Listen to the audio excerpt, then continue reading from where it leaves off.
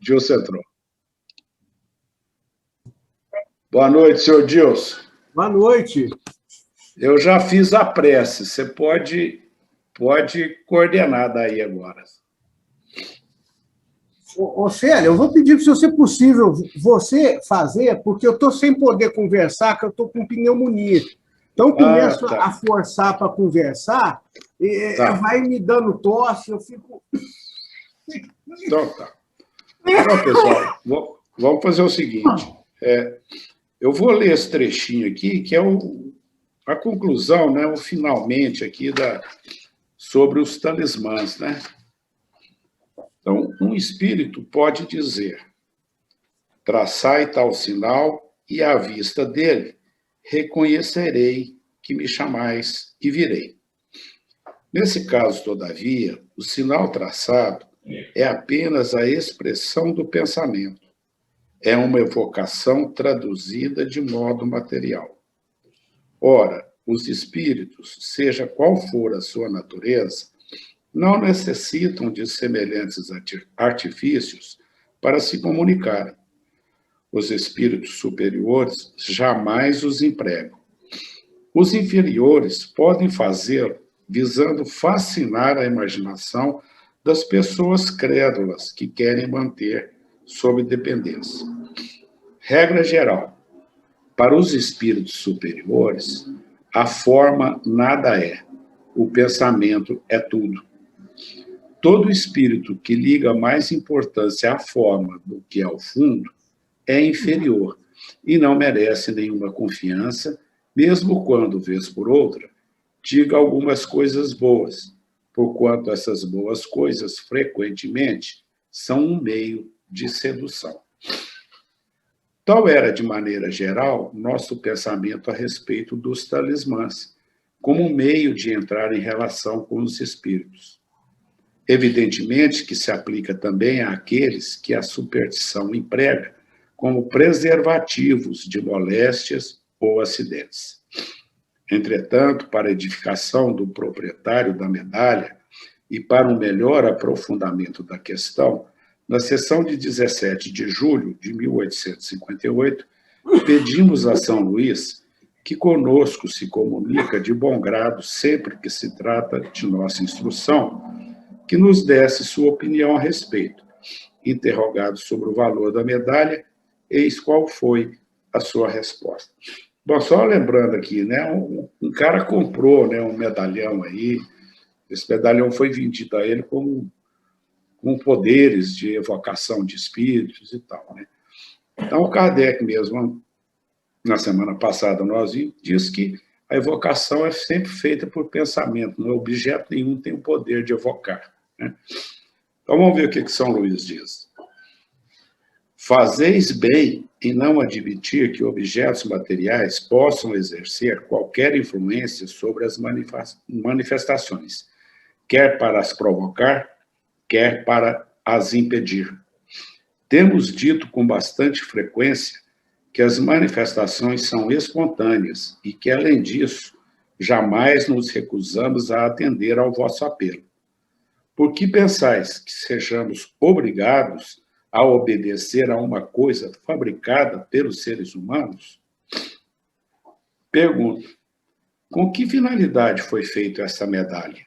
Aí agora ele está se referindo à medalha lá, né, que o proprietário foi perguntar, né? Resposta: foi fabricada com o objetivo de chamar a atenção das pessoas que nela gostariam de crer. Porém, apenas por magnetizadores poderá ter sido feita, com a intenção de magnetizar e adormecer um sensitivo. Os signos nada mais são que fantasia. Pergunta: dizem que pertenceu a Casote, a medalha, né? Poderíamos evocá-lo a fim de obtermos alguns ensinamentos a esse respeito? Resposta: não é necessário. Ocupai-vos preferentemente de coisas mais sérias. Eu acho que está tudo muito claro, né, gente? Se alguém quiser fazer algum comentário, acrescentar ou perguntar alguma coisa?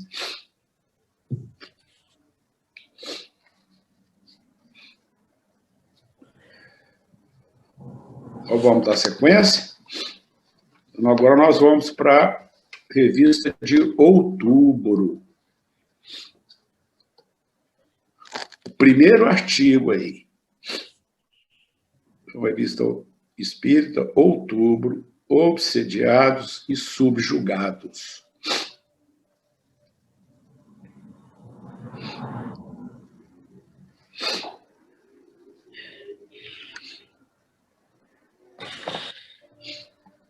Ok? Todo mundo localizou? Vanete, você começa por nós, por favor? Obsedados e subjugados. Ano 1, outubro de 1858. Obsedados e subjugados. Muito se tem falado. Então, tem um pouco aí. Está muito baixo? Tá, bem Tá. baixo. Muito baixo.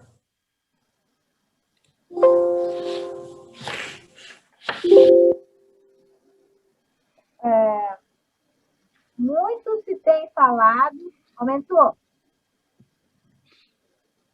Aumentou? Tá bom. Não, mas é porque eu aumentei o meu. Os outros tem que falar. Muito se tem falado dos perigos do espiritismo. É de notar que, entretanto, que os que mais gritaram são exatamente os que quase só o conhecem por ouvir dizer. Já refutamos os principais argumentos que lhes são opostos. A eles, pois, não voltaremos. Acreditaremos apenas que, se quiséssemos proscrever da sociedade tudo quanto pode oferecer perigo e dar tudo quanto possa oferecer perigo e dar coragem a abuso. Não saberíamos muito o que haveria de restar, mesmo naquelas coisas de primeira necessidade, a começar pelo fogo, causa de tantas desgraças, depois as estradas de ferro, etc. Se admite que as vantagens compensam os inconvenientes, o mesmo deve acontecer com tudo o mais. A experiência indica pari passu, as precauções que devem ser tomadas para nos garantirmos contra os inevitáveis perigos das coisas. Na verdade, o Espiritismo apresenta um perigo real, mas não é aquele que se supõe. É preciso ter-se iniciado nos princípios da ciência para bem compreendê-los. Não nos dirigimos àqueles que lhes são alheios, é aos próprios adeptos, aqueles que o praticam, pois que para esses é que há perigo. Importa que o começam a fim de se porem em guarda. Sabe-se que um perigo previsto é um perigo meio evitado. Diremos mais, tem uma aqui embaixo, diríamos em português, um homem prevenido vale por dois, o que exprime a mesma ideia. Diremos mais, para quem quer que esteja bem informado da ciência, que tal perigo não existe. Existe apenas para aqueles que têm a presunção de saber, isto é, como em todas as coisas, para aqueles que não possuem a necessária experiência. Eu vou falar desse pedacinho aqui, senão eu vou me perder todo. Não, é bom, porque depois ele vai entrar nos médiuns, né? É o perigo aí para os médiuns. Tá bom. Aqui ele está falando assim que aquele, que o Espiritismo é perigoso. Ele é perigoso para quem não conhece, não estuda, não tem o entendimento. Que aquele que estuda e entende o espiritismo, ele já é mais prevenido. Fala aqui, ó, um homem prevenido vale por 2, né? Sabe-se que um perigo previsto é um perigo meio evitado. Então, se você estuda, você sabe aonde você pode ser enganado, aonde pode ser obsediado. Então, já fica mais atento a se prevenir contra isso. É isso? Isso aí. Continua para aqui. Alguém que gostaria de falar mais alguma coisa? Nós vamos precisar de saber que perigos são esses. Depois nós vamos descobrir. Sim, sim. Mas aí, pelo que a Ivonete já destacou, né, Walter, já está dando uma dica aí bem clara, né? O estudo, né? É preciso conhecer a ciência, né? Então, porque tem muita gente que fala, não, isso aí é falar com os mortos, né? Ah, você é espírita, você fala com os mortos, como se todo espírito falasse com os mortos. E acha isso perigoso, né? Então, o perigo está realmente no desconhecimento, né? Ora, não é bem por aí, não, né? Ele fala que é preciso ter-se iniciado nos princípios da ciência para bem compreendê-la. E aqui ele fala assim, ó, importa que o conheçam a fim de se porem em guarda, né? Perfeito. Vamos deixar a Terezinha continuar, o Ivonete. Pode. Terezinha, você pode ir aí agora, porque ele vai falar sobre médiuns, tá? Principalmente sobre médiuns, né? Então, você pode ir até quando começar aí o primeiro artigo aí, que são os problemas, os perigos realmente que ocorrem, né? Tá certo. Um desejo muito natural em todos aqueles que começam a se ocupar do espiritismo é ser médium, principalmente psicólogo.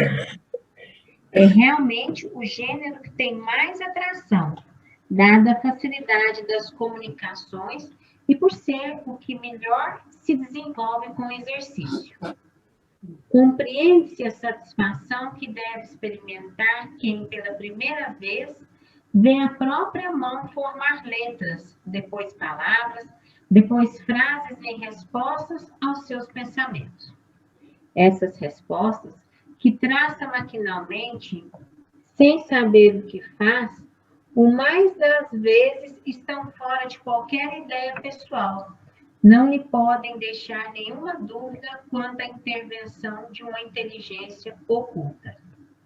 Assim, grande é a sua alegria de poder entreter-se com os seres de além-túmulo, com esses seres misteriosos e invisíveis que povoam os espaços. Parentes e amigos já não mais se encontram ausentes.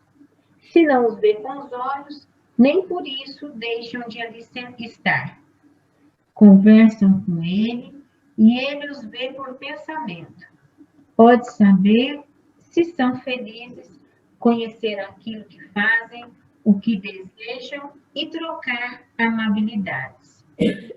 Compreende que entre eles a separação não é eterna e faz votos para apressar o instante e que poderiam reunir-se no mundo melhor. E não é tudo. Quanto não pode saber por intermédio dos espíritos que com eles se comunicam? Não com eles levantar o véu de todas as coisas? Agora, já não há mais mistérios.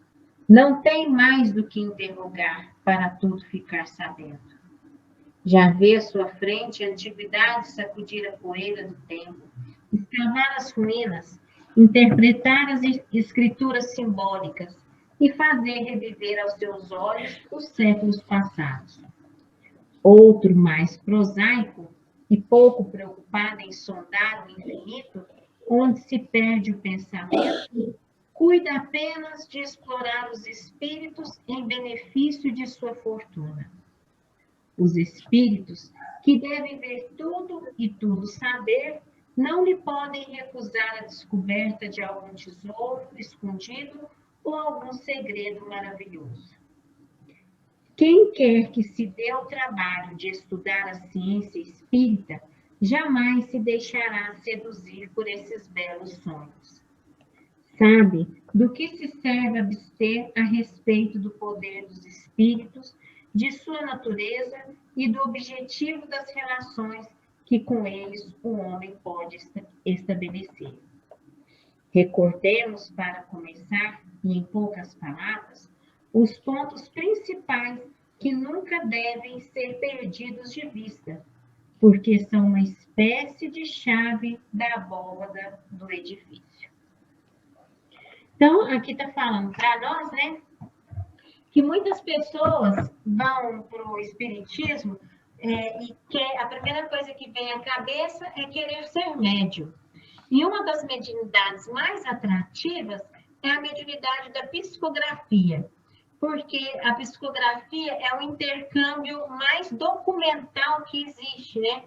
Porque ela acaba sendo um documento, ela é escrita.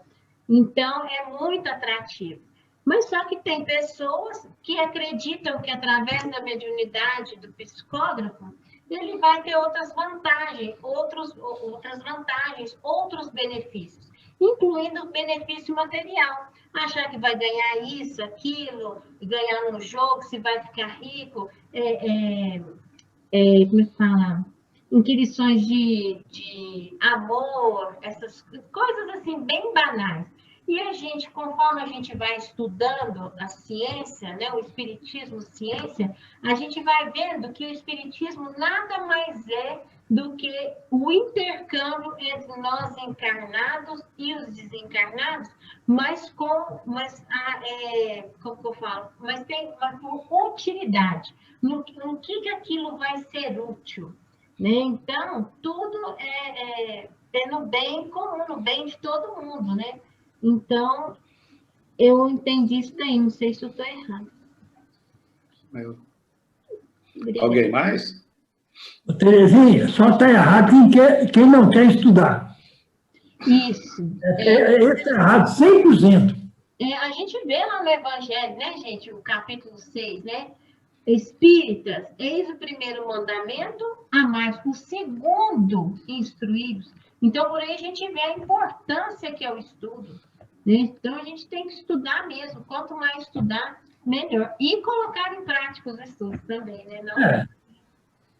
Sem aprender, ninguém vai praticar, não. A prática é diária. A prática não é na hora do centro, não. É a vida. 24 horas por dia. O espírito chega e te dá uma ideia. Aí você vai aceitar ou não aquela ideia. Você nem sabe o que é espírito. Então, você tem que ter discernimento dentro de você. Te dá uma intuição de você falar alguma coisa para uma pessoa. Você vai analisar primeiro para depois falar. É isso. Não é só psicografia lá no centro. Não. Não, o interessante, que me veio à cabeça aqui é o seguinte, no início, todos nós queremos ser médium, né? Porque é sedutor, né? Falar com os familiares, com os espíritos superiores, como se fosse só isso, né? E aí, com o estudo, a coisa muda. A maioria não quer ser médium. Verdade. Lindo. No espiritismo, muitas pessoas nascem para ser médium de corporação, médium para ajudar os outros e tal, e fogem daquilo. Aí eu vi o Chico Xavier falando, é por isso que no fim da vida ficam obsidados e muito doentes, porque paralisou as suas faculdades da alma. Ninguém nunca escreveu esse livro. Então, a psicografia, né, esse intercâmbio também é para consolar, né, gente? O espiritismo é o quê, né? É o consolador prometido. Então, nada mais esse intercâmbio com os espíritos, e tudo é para consolar, é para o bem, né? E as pessoas, infelizmente, acreditam em outras coisas. E a gente estudando, a gente vê que realmente é um consolador. Isso é combinado com o estudo, Terezinha. A pessoa descobre que a mediunidade ela não é privilégio, ela é compromisso. Também? Deixa eu falar uma coisa. Mesmo você estudando bastante, o médium tem tanta conexão com o espírito que ele não, quando ele tem muita experiência, ele sabe. Mas quando ele não tem, ele nunca sabe se é ele ou se é o espírito, porque é de tão igual que é o pensamento. Aí fica difícil. Sim. Ô, Ivonete, é só nós lembrarmos aqui que o título, né, o texto aqui, ó, é Obsediados e Subjugados. São médiums. Então o negócio não é tão espetacular assim, não. Não é bom ser médium, não. Tá certo.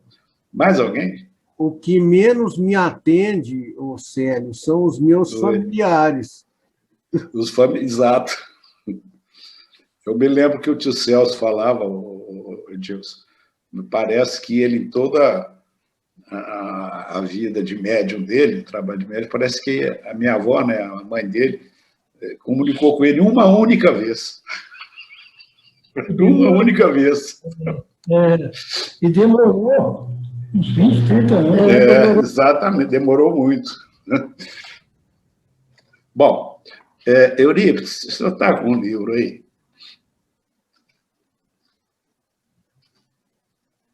Eurípides? Oi, fala, Você está com o livro? Você está com o livro? Não está? Tá. Joana, tá? Tá? Tá bom, obrigado, Eurípides. Joana Dark? Não. Não? Aí, tá vendo? Revista Espírita é difícil. Então, vamos lá. Ô, Simone, você está?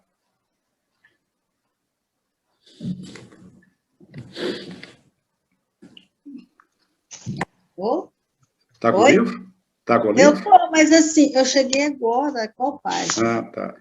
Então, sobrou para você mesmo, Liliane. Eu queria deixar você por último. Cheguei agora. Pode ler os 8 artigos aí, por favor. Ah, tá. Vamos lá, então. Os espíritos não são iguais nem em poder, nem em conhecimento, nem em sabedoria.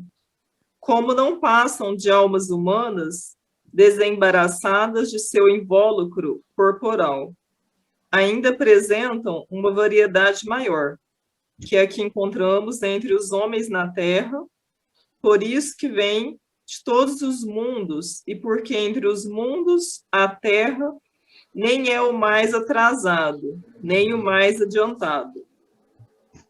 Há, pois, os espíritos muito superiores, como os há muito inferiores, muito bons e muito maus, muito sábios e muito ignorantes, aos levianos, malévolos, mentirosos, astutos, hipócritas, facetos, espirituosos, trocistas, etc.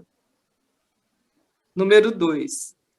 Estamos incessantemente cercados por uma nuvem de espíritos que, nem por serem invisíveis aos nossos olhos materiais, deixam de estar no espaço, em redor de nós, ao nosso lado, espiando os nossos atos, lendo os nossos pensamentos, uns para nos fazer o bem e outros para nos fazer o mal, segundo os espíritos bons ou maus. Terceiro, pela inferioridade física e moral de nosso globo, na hierarquia dos mundos, os espíritos inferiores aqui são muito numerosos que os superiores. Quarto, entre os espíritos que nos cercam, aos que se ligam a nós, que agem mais particularmente sobre o nosso pensamento, aconselhamo-nos e cujo impulso seguimos sem nos apercebermos, felizes de escutarmos a voz dos bons. Quinto, ligam-se os espíritos inferiores àqueles que os ouvem, aos quais têm acesso e aos quais se agarram. Se conseguirem estabelecer domínio sobre alguém, identificam-se com o seu próprio espírito. Fascinam-no, obsidiam-no, subjugam-no e o conduzem como se fosse uma criança. Sexto, a obsessão jamais se dá senão pelos espíritos inferiores. Os bons espíritos não produzem nenhum constrangimento, aconselham, combatem a influência dos maus e afastam-se, desde que não sejam ouvidos. Sétima, o grau de constrangimento e a natureza dos efeitos que marcam a diferença entre a obsessão, a subjugação e a fascinação. Aí, para continuar lendo, eu paro Não, aqui. Pode continuar, pode ir até o oitavo. Ah, sim, tá bom. A obsessão é a ação quase que permanente de um espírito estranho, que leva a pessoa a ser solicitada por uma necessidade incessante de agir desta ou daquela maneira, e de fazer isto ou aquilo.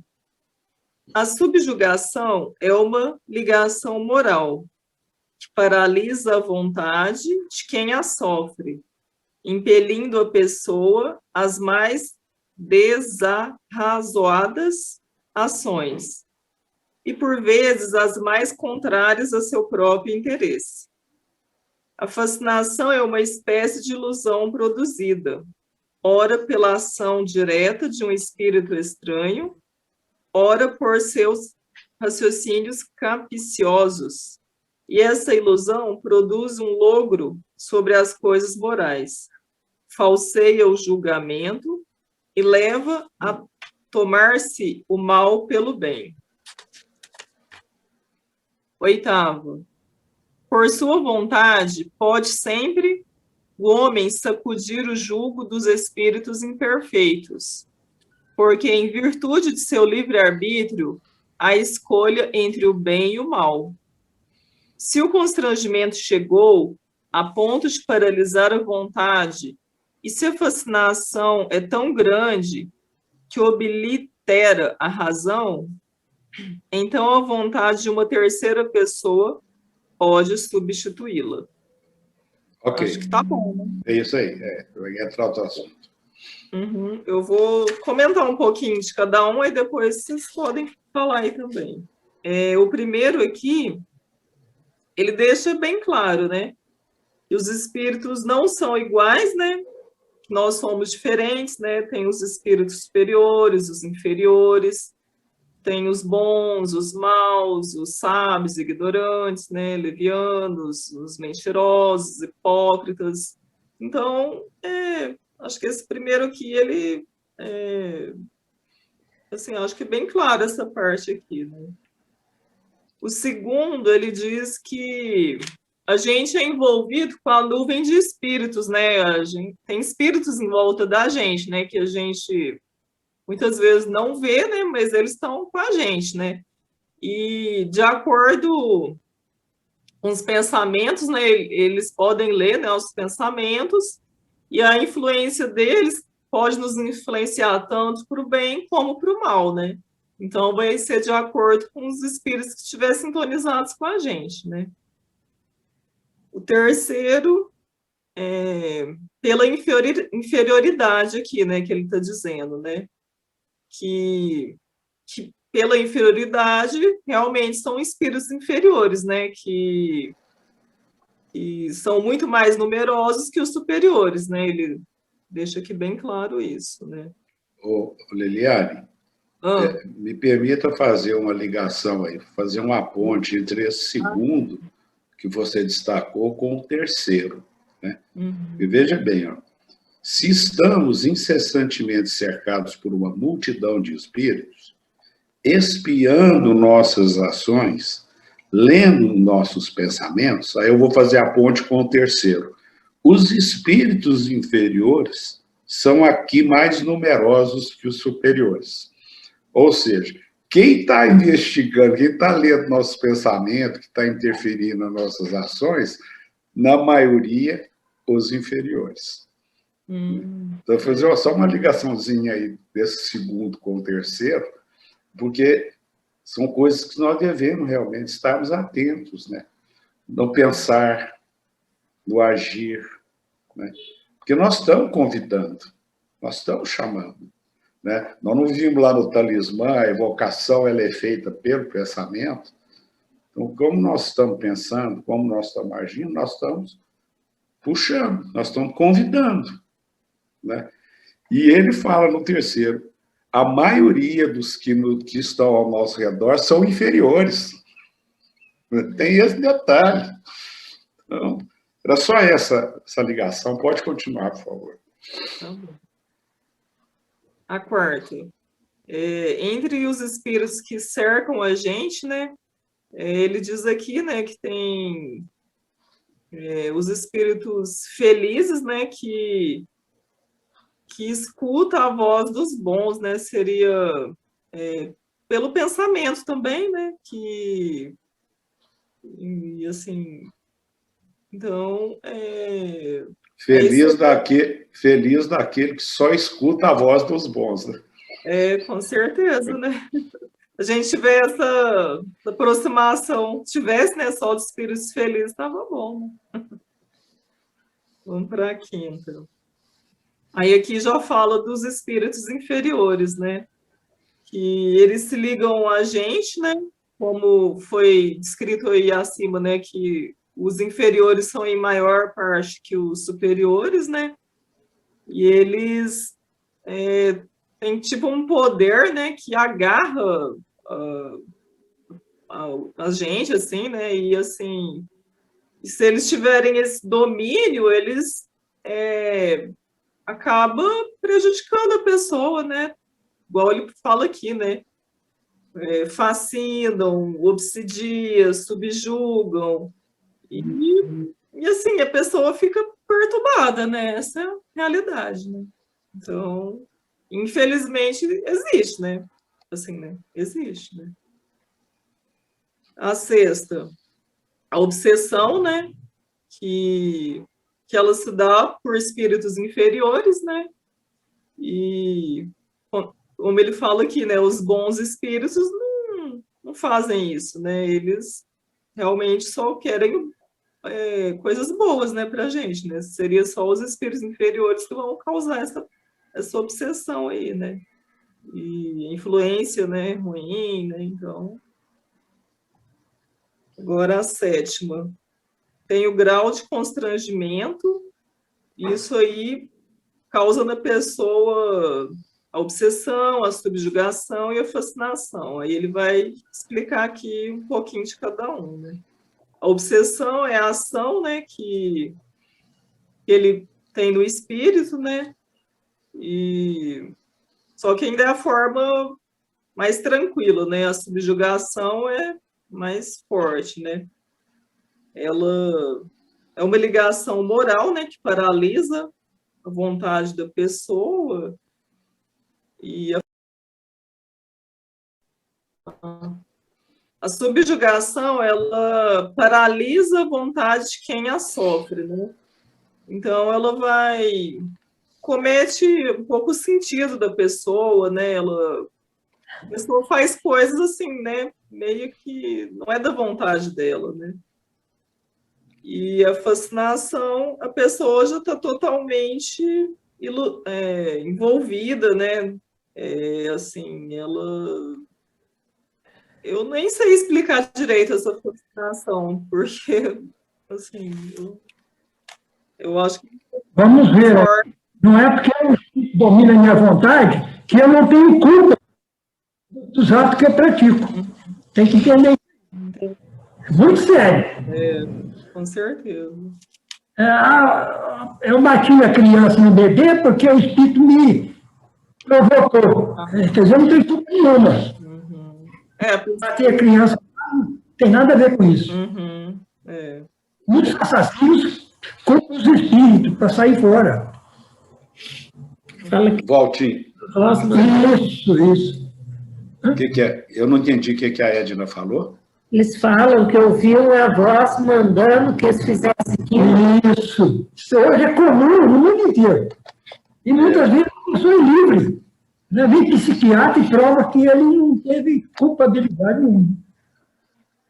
Ô, Walter, e essas pessoas que falam assim, comete o crime porque estava com um demônio no corpo, isso aí É a mesma coisa. Ou é uma voz ou é um demônio, é isso.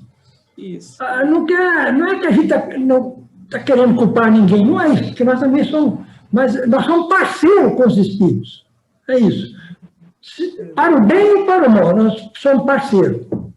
O espírito pode falar isso, como ele diz, falou, mandou matar, mas ele mata se ele quiser. Isso. Ele já tem aquele desejo, né? Sim. E a gente vai aproveitar aqui, ó, só voltarmos aqui no 5º artigo aqui, ó. Os espíritos inferiores não se ligam senão aos que os ouvem. Né? Então, vamos falar que eu vou mandar matar. O espírito que sabe que a Edna não vai ouvi-lo, não vai ficar falando para ela matar alguém. Mas se sabe que o Célio vai ouvir, vai falar para o Célio, mata aquele ali, e o Célio vai matar. Sério, eles vão fazer astúcias e mais astúcias para dominar aquele pessoa. Um marido, uma esposa, um pai, uma mãe, um empregado, um militar, um político, né, para alcançar as ações através daquela pessoa. Os espíritos não desanimam de nós para fazer o mal. Mesmo nós defendendo. São teimosos.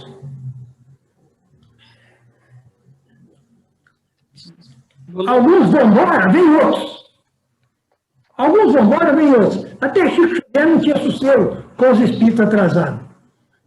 Tinha uma fortaleza para proteger Chico, mas eles iam encher o saco do Chico, na casa dele, nas coisas dele particular, através dos espíritas, das pessoas que chegavam perto do Chico. Só para a gente ver que o mundo é difícil mesmo. Vou só terminar aqui o 8º. Isso, por favor. Aí ele fala aqui, né, que por sua vontade pode sempre o homem sacudir o jugo dos espíritos imperfeitos, porque em virtude de seu livre-arbítrio há a escolha entre o bem e o mal. Então, na verdade, o espírito escolhe também, né? Então, assim, a gente tem a nossa parte, né, de escolha, né? E se teve esse constrangimento, chegou, né, de paralisar a vontade, e se a fascinação é tão grande, então a vontade de uma terceira pessoa que pode substituí-la. Está dizendo isso aqui, né? E a pessoa deixou dominar, né, o espírito, tudo, né? Ela não teve a capacidade de ir contra esse mal, essa influência, né? Tudo, né? Eu acho que é isso. Se quiserem comentar. Mesmo. Deixa eu fazer uma pergunta. E se for, vamos supor, um médium mecânico, ele consegue controlar o que o espírito vai falar? Eu não entendi a pergunta. Vamos supor que o médium seja um médium mecânico. Ele consegue controlar o que o espírito vai falar? Ele entende o que o espírito vai falar? Ele sabe o que o espírito vai falar? Você consegue responder isso para nós, Dilson?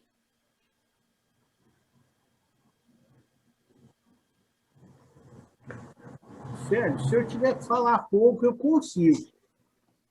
Então, já vou avisar que amanhã não vai ter psicografia, que eu estou com medo de sair. Embora eu tenha feito o exame do Covid na terça-feira, e deu negativo, graças a Deus, eu estou com medo de sair na friagem, e que eu estou com pneumonia. Olha, espírito nenhum, ele vai tirar a nossa culpa, né? dando um exemplo da Edna, né? Se o espírito falar para a Edna matar alguém, vai falar, o seu espírito, primeiro eu tenho que comprar um revólver, né? Porque eu não tenho. Então, aí é mais difícil, né? Quem tem... Então, mas qualquer coisa que a gente tem com os espíritos, né? Não tira a nossa responsabilidade. Só que, cara, a responsabilidade é sempre muito relativa, né? Cada um tem a sua responsabilidade na medida do seu conhecimento que ela tem, né? Você não pode atribuir uma responsabilidade de uma pessoa que está sofrendo uma idiotia, de uma criança que o espírito dela não aflorou ainda, né? Para um adulto, ou ao menos a responsabilidade de um advogado quando ele comete um crime, obviamente é maior do que do que um não conhece as leis, né? Como a responsabilidade de um juiz, quando ele comete um crime, ele vem de uma sentença, é muito mais grave do que aquele que está comprando a sentença, né? Aquele que está dando dinheiro, porque o que acontece, né? Ele está vendendo muito mais que a consciência dele. Ele está vendendo a instituição inteira da magistratura que ele está desacreditando. Então, toda a culpa ela é relativa, ela é maior ou menor, segundo a consciência própria da pessoa. Então, não existe nem culpa isenta, quer dizer, a pessoa não tem isenção de nenhuma culpa, nem uma culpa total, né? Porque seria essa culpa total só poderia ser, né, se Jesus tivesse renunciado à missão dele e fosse lá tomar conta do mundo antigo todo, né? Nós temos noção de tudo, nós temos noção de parte. Então, nossa culpa vai ser sempre relativa, de acordo com a nossa instrução, né? E uma pessoa que tem menos instrução vai ter menos culpa. Dilson, quer dar uma entradinha aí para falar para a Ivonete? O espírito no centro pode escrever o que ele quiser. Nós, ao ler, é que nós vamos discernir o que é bom, o que não é. O médico, que também, antes de nós, vai saber o que é bom ou não, para divulgar. Certo? Agora, as suas ações na família, no romance, na paixão, no amor, no trabalho, na vida humana, aí os espíritos vão interferir na sua vontade. Esse é pior. Aí que a obsessão é terrível. Não é só no centro espírita, não. Certo? Satisfeito, Bonete? No centro espírita, os colegas ajudam, os espíritos vão ajudar devagarzinho, mas fora do centro, eles vão interferir na nossa vontade. Alterações totalmente perigosas. Eu vou dar um exemplo e vocês respondem para mim ver se eu entendo melhor, porque eu não estou entendendo ainda. Vamos supor que eu estou participando aqui do estudo. Aí vocês me pedem para explicar alguma coisa. Eu vou explicar. Só que quando eu vou explicar, o meu pensamento, a minha palavra vai mais rápido do que o meu pensamento. Eu sei aquilo que eu estou falando, mas depois que eu já falei. Aí não adianta mais, já falei. E aí, quando eu termino, é uma coisa que eu, Ivonete, não tenho total compreensão daquilo que eu falei, entendeu? Eu não sei. Mas eu não falei coisa errada, eu não falei nada assim a mais. Eu falei a coisa certa. Então, eu não sei se eu sou uma como que eu falei lá? Mecânica, se eu estou obsediada ou se eu estou pirando mesmo. Não, mecânica não tem nada a ver com isso. Então, vocês entenderam? O que significa isso? Bom, você concorda que está faltando vigilância aí? Qualquer um dos casos? Educação mediúnica, né? O assunto... Educação, obrigado, Terezinha, melhor ainda. Educação mediúnica. Sim. Eu vou explicar uma coisa sobre um assunto que me interessa muito falar sobre aquele assunto. Então, é onde acontece isso, entendeu?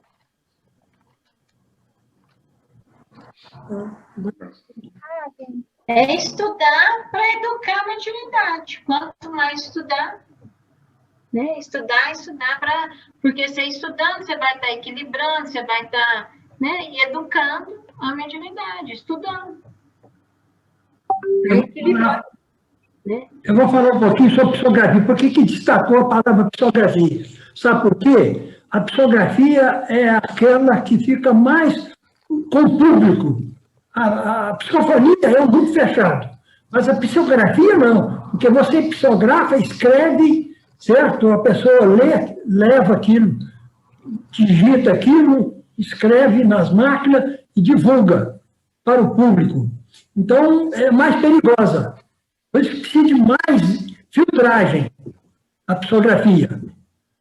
Então, se o médium não estuda, se o grupo não estuda, é perigoso, altamente perigoso. Aí, divulga muitas ideias errôneas no espiritismo por causa disso.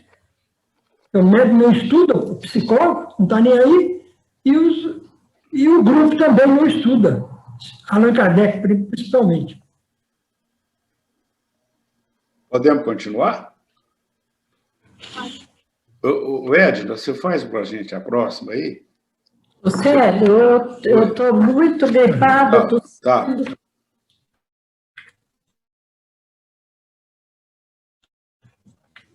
Então... Vai ler um pouquinho? Regina. Depois não, crise de espírito. Antigamente, dava-se o nome de possessão ao império exercido pelos maus espíritos quando sua influência ia até a aberração das faculdades. Aquilo não passava de um estado patológico. Para nós, a possessão seria sinônimo de subjugação. Não adotamos este termo por dois motivos. Primeiro, porque implica a crença de seres criados para o mal e a ele votados perpetuamente, quando apenas existem seres mais ou menos imperfeitos e todos podem melhorar. Segundo, porque ele implica igualmente a ideia de tomada de posse do corpo pelo espírito estranho, uma espécie de coabitação, ao passo que existe apenas uma ligação. O vocábulo subjugação dá uma ideia perfeita. Assim, para nós, não há possessos, no sentido vulgar da palavra. Há simplesmente obsedados, subjugados e fascinados. Por idêntico motivo, não usamos o vocábulo demônio na acepção de espírito imperfeito, de vez que, frequentemente, esses espíritos não valem mais do que os chamados demônios, mas por causa da especialidade e da perpetuidade que estão ligados a este vocábulo.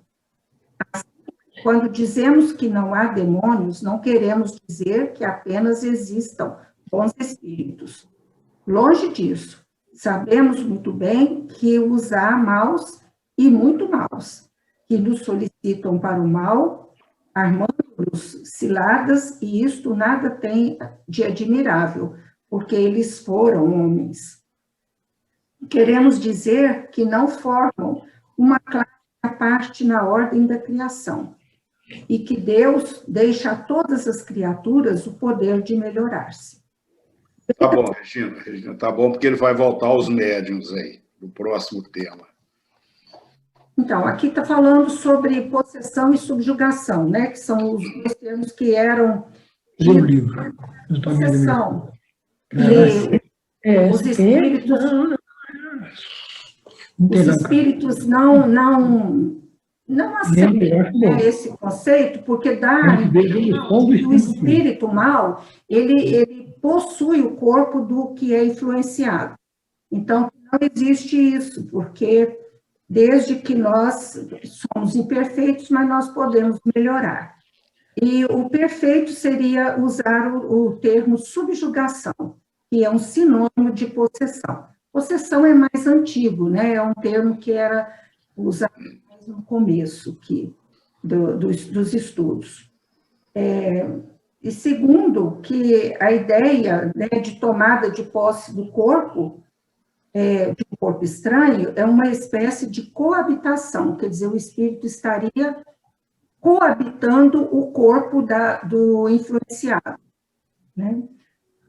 Então, existe apenas uma ligação, não é uma coabitação. Ele não entra dentro do corpo do médium. É apenas uma ligação mental, pela mente. E fala também do termo demônio, de espíritos imperfeitos, o demônio. É o mesmo que dizer sobre espíritos imperfeitos. E é apenas uma especialidade e da perpetuidade que estão ligados a este vocábulo. Quer dizer, o vocábulo, ele tem essa, fala, né, demônio, mas quer dizer um espírito imperfeito de um ser, né, que eles já foram homens, né, e que está no plano espiritual. E são maus, são espíritos maus. Né? Formam uma classe à parte, que não querem dizer que não formam uma parte na ordem da criação. E muitas pessoas dizem, né, que os demônios foram criados por Deus, aquela coisa toda. Não é isso. Todas as criaturas podem melhorar-se, né? Até esses espíritos maus, um dia serão bons, porque existe uma lei, né? Deus é misericordioso e deu-nos a eternidade para nós melhorarmos.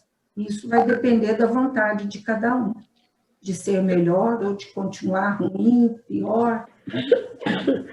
Vamos fazer aqui uma pequenina observação. Até eu tinha pedido a Edna para ler por causa desse assunto, que em um dos estudos nossos nós falamos sobre esse negócio de possessão, né?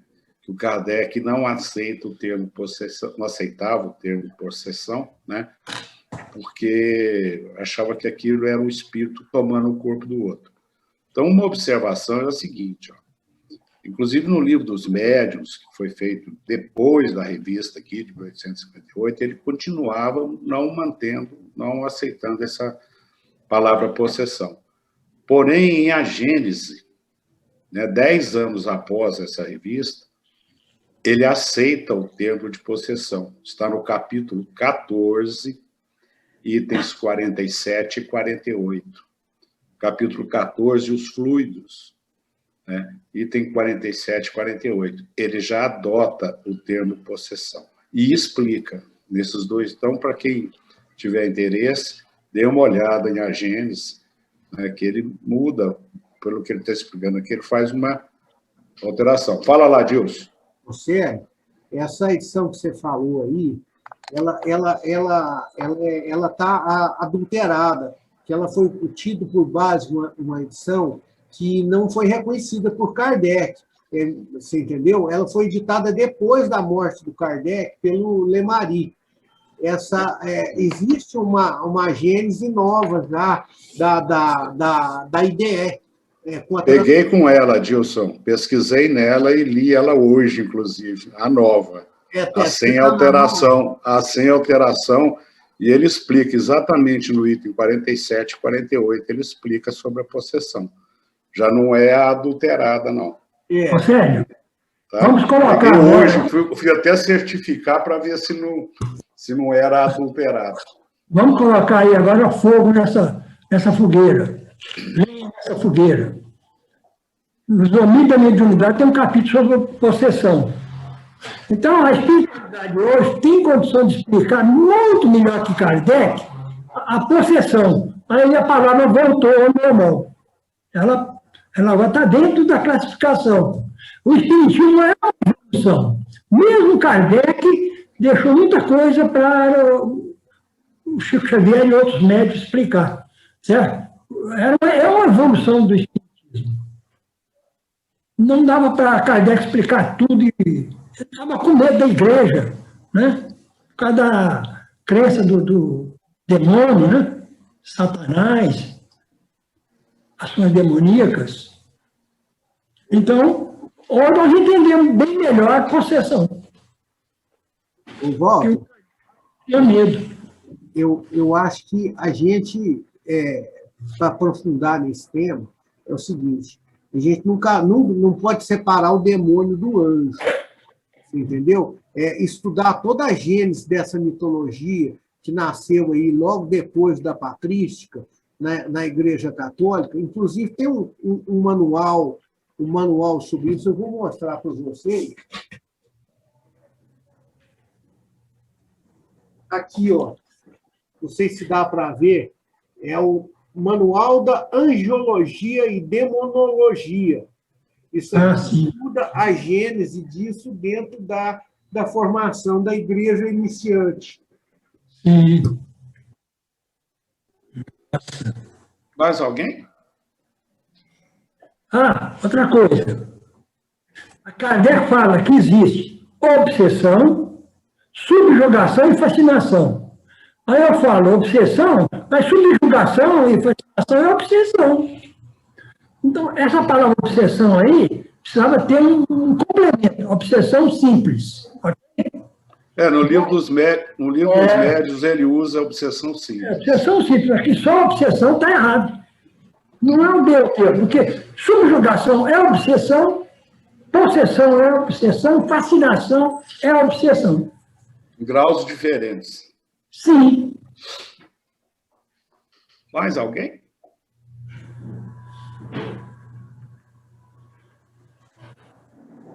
Aí nós precisamos entender o progresso do espiritismo.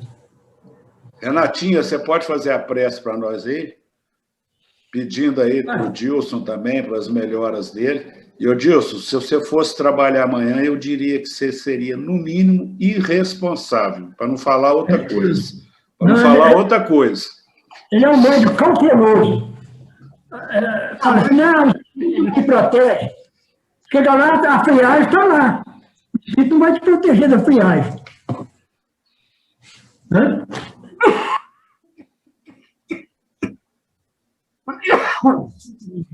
Jesus, amigos da espiritualidade. Eu não tenho esse papel. Tem que anotar. A deste estudo, que venha abrir as nossas mentes, os nossos mundos, que possamos nos mais da doutrina de Jesus. Agradecemos pelas bênçãos que recebemos, pelos novos ensinamentos, por todos os nossos companheiros que puderam comparecer, que seus lares, seus familiares também possam ser abençoados. Que possamos estar firmes e fortes aqui a semana que vem para um novo estudo, para que possamos cada vez crescer mais espiritualmente, amar mais e praticar mais. E as bênçãos de Jesus estejam conosco hoje e sempre. Assim seja. Assim seja. Pessoal, boa noite. Dilson, se cuida aí. Melhoras. Obrigado. Boa noite, pessoal. Saúde, Dilson. Boa noite, com Deus.